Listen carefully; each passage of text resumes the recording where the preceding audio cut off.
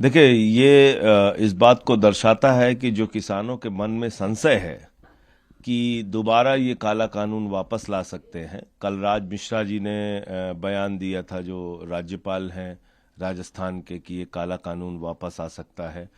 कमल पटेल जी, जो इनके कृषि मंत्री हैं मध्य प्रदेश के, उनका बयान था। साक्षी महाराज, जो इनके सांसद हैं, उन्होंने कहा था कि ये बिल वापस आ सकता है। तो कल ये अच्छा अवसर था, अगर देश के प्रधानमंत्री किसानों के मन में जो आशंका है उसको दूर करना चाहते तो वो सदन में आके बोलते, पूरे देश को संबोधित करते, विपक्ष को संबोधित करते और किसानों को कहते कि अब ये काला कानून दोबारा किसी भी स्वरूप में नहीं आएगा। लेकिन प्रधानमंत्री जी अपनी बात कहने से भाग गए और इस चर्चा में शामिल नहीं हुए। चर्चा नहीं करा के ये बताया है सरकार ने कि जब काला कानून पास किया था तब भी तानाशाही थी, जब इसको वापस लिया तब भी तानाशाही है। इस बिल की चर्चा शुरू करने से पहले 700 किसानों को की शहादत को नमन करना चाहिए, उनको श्रद्धांजलि देनी चाहिए थी। उनके लिए मुआवजे की क्या नीति है, उनके घाव पर कैसे मरहम रखेगी सरकार, उसके बारे में चर्चा करनी थी। एमएसपी की गारंटी के बारे में बातचीत होती। अगर बहस होती तो इलेक्ट्रिसिटी अमेंडमेंट बिल जो किसान चाहते हैं कि नहीं लाया जाए, वो सवाल उठता। लेकिन सरकार ने चर्चा नहीं कराई और इससे स्पष्ट हो गया कि चर्चा से सरकार भागती है, विपक्ष नहीं। चर्चा की मांग करने वालों में आप भी शामिल थे, जिन लोगों के साथ लगातार विरोध हो रहा है उसका।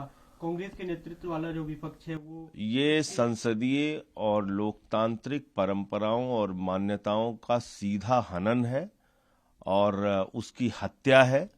आप मुझे बताइए, कभी ऐसा उदाहरण आपने देखा हो कि एक सत्र के दौरान अगर कोई हंगामा हुआ या विपक्ष ने कोई अवरोध सदन में पैदा किया या नारेबाजी की, जो कई बार जरूरी हो जाता है, अगर ऐसा किया तो अगले सत्र में उस पर कार्रवाई होगी?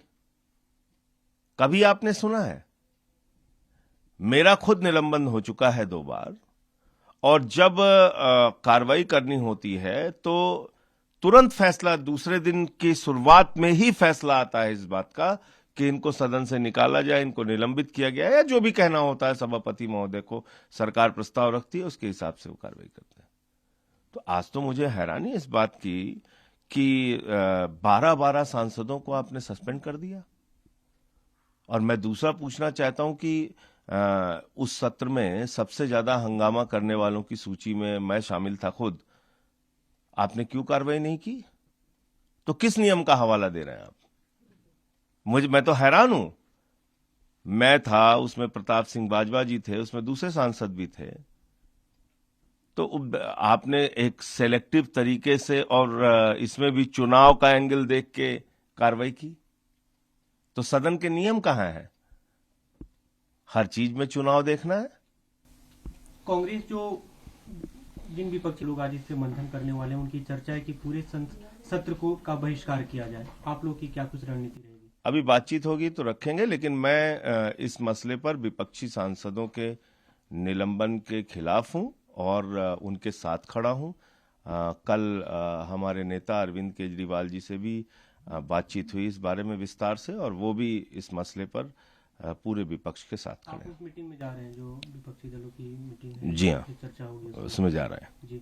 दूसरा एक महत्वपूर्ण मुद्दा ये है कि जो इसी, जब तक ये पूरी तरह से वापस नहीं होता, एमएसपी को कानूनी गारंटी जब तक नहीं मिलती है तब तक ये चलता रहेगा पूरा, जो उन लोगों का प्रदर्शन है, और वो वहां पे बैठे रहेंगे। बिल्कुल। आप लोग की भी ये मांग थी, लेकिन अब वो दूसरी तरफ एक तरह से मुड़ता दिख रहा है। नहीं, बिल्कुल ठीक मांग है उनकी, जायज मांग है। एमएसपी की गारंटी कौन सी गलत बात है?